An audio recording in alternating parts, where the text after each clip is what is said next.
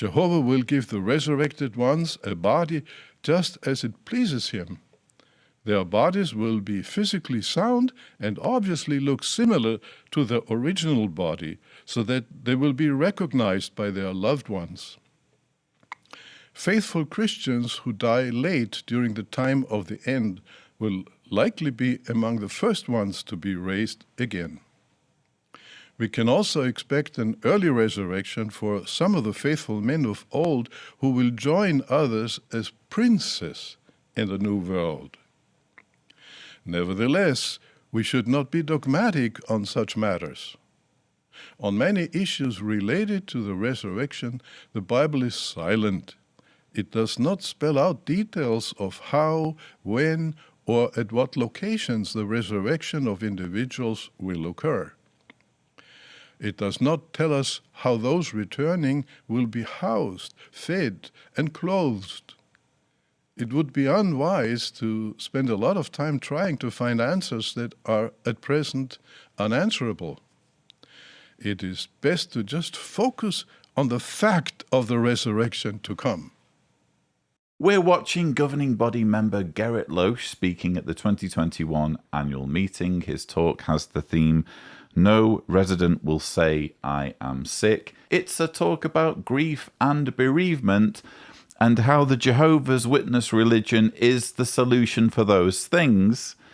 Gerrit is here going into a bit of detail about the resurrection. I found it particularly fascinating when he was talking about what bodies people are resurrected into. Jehovah will give the resurrected ones a body just as it pleases him. Their bodies will be physically sound and obviously look similar to the original body, so that they will be recognized by their loved ones. They'll look similar to the original body. What do you mean by similar? Are people going to be resurrected or not? If they're not being resurrected in their body, so that they only look similar to their original body, how are they truly being resurrected?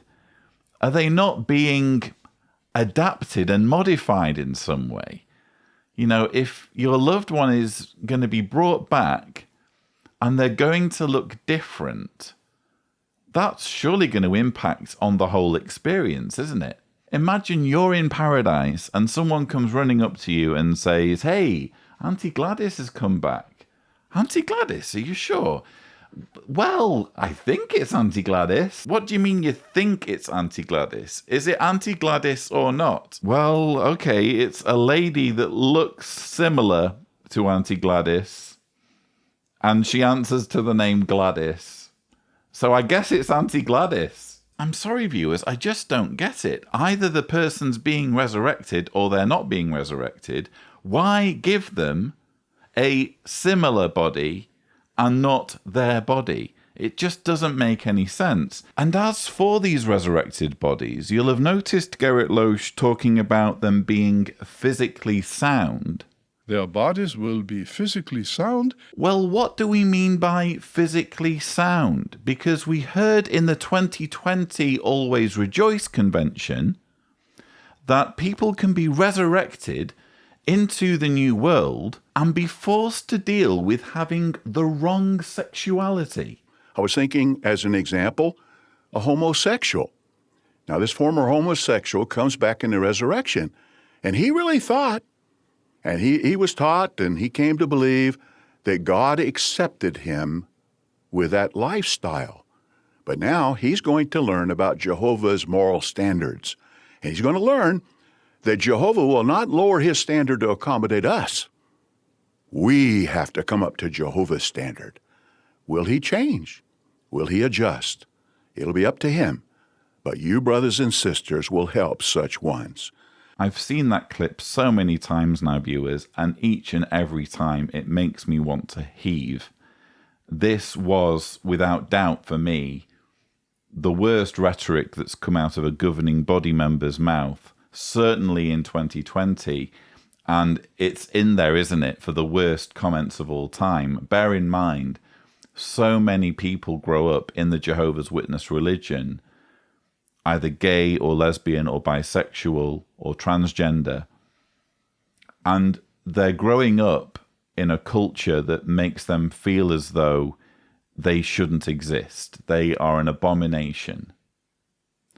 And their one solace, up to these remarks, arguably, their one solace was the thought of being resurrected with a perfect body, because they know it's not about lifestyle. They know it's who they are. They know it's their brain chemistry. It's their personality. It's their sexuality. It's nothing about, oh, I fancy being gay, which seems to be Stephen Lett's hot take on it all. And so when Gerrit Lösch talks about resurrected ones having a perfect body, well, it's not quite perfect from a Jehovah's Witness point of view, is it? Because there's some brain chemistry in there that Jehovah has seen fit to bring back.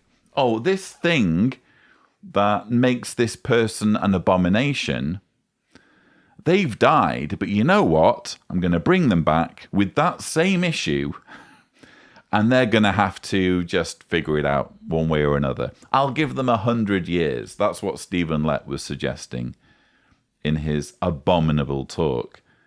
So yeah, the resurrection teaching is all kinds of messed up and completely nonsensical, so it's no wonder that Gerrit Lösch doesn't want us to dwell on it too much. Nevertheless, we should not be dogmatic on such matters. It would be unwise to spend a lot of time trying to find answers that are at present unanswerable.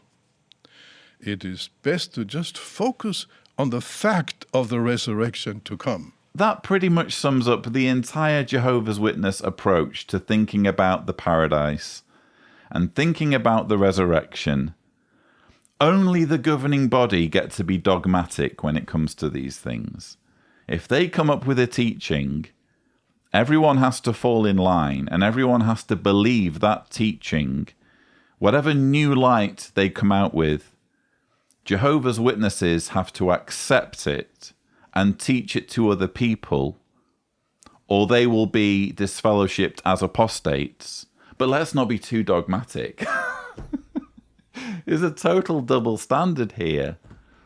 And isn't it obvious why they don't want people to dwell too much on the details? It's because the more you dwell on the details, the more you think about how this would all work, you realize that actually it wouldn't work, because the whole thing is really dreamt up nonsense.